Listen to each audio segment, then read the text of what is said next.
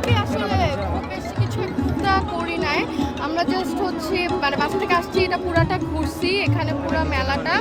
আর এইখান থেকে শিল্পকলা যাওয়ার ইচ্ছা আছে, শিল্পকলা একটা মেলা হচ্ছে, তো ওইখানে যাওয়ার ইচ্ছা আছে। কিরকম উপভোগ করছেন? উপভোগ করছি ভালোই।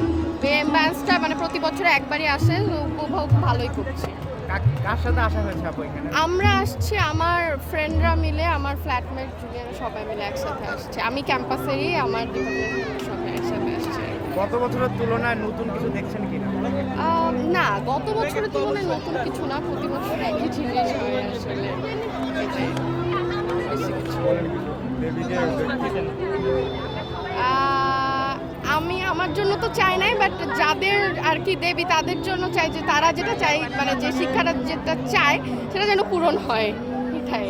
আর কোনো সমস্যার সম্মুখীন হচ্ছেন কিনা? না, কোনো সমস্যার সম্মুখীন হয় না।